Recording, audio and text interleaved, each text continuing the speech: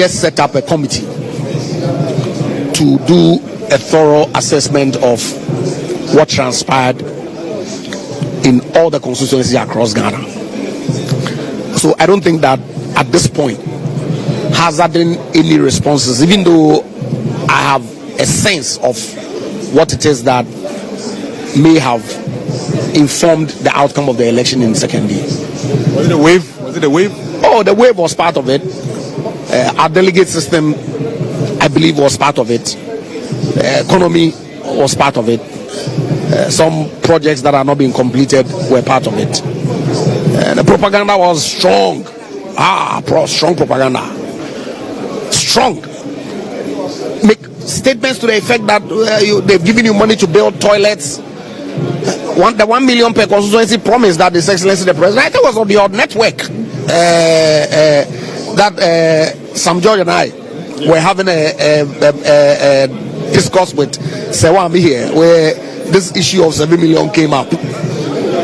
We all know that not all of it was disbursed. We all know that it was not disbursed through MPs.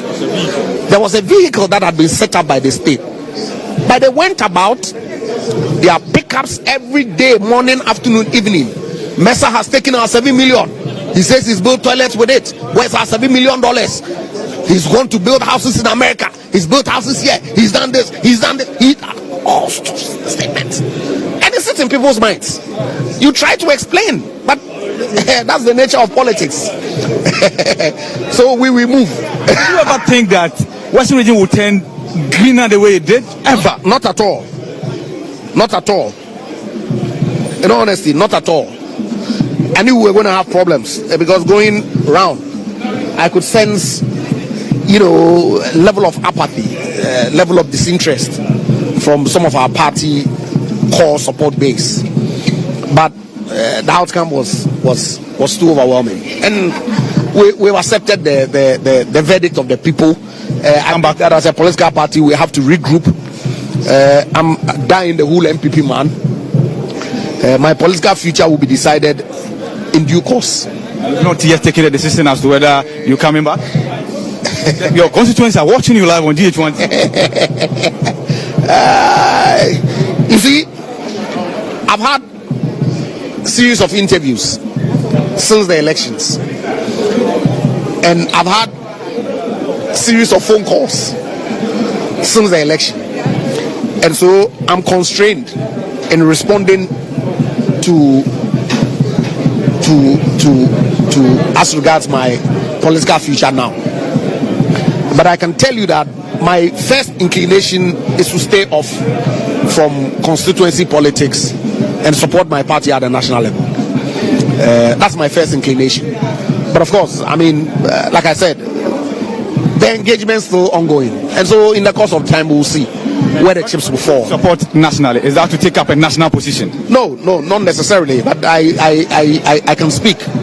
I can support the party in several capacities without necessarily being in party leadership, and I believe that my party will need me regardless. Whether legal practitioner, yes. Is that where you are going to now, private practice?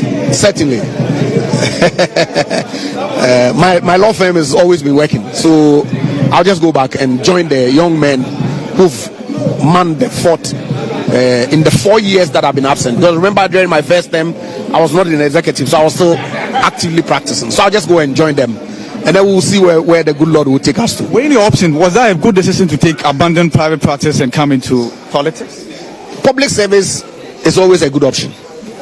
So to that extent, it is not about your personal, even though public service affects you in a sense, because on the 1st of January I went out to the beach with my kids to play football. I've never done that in 8 years, and my kids love it because my oldest is 13 years, and they love it that daddy's around now, spends more time with them. We can go for dinners and all that, so it's fun. But I don't regret my time that I served the good people of Sekondi and my country as MP / Deputy Minister and Minister of State. Not at all.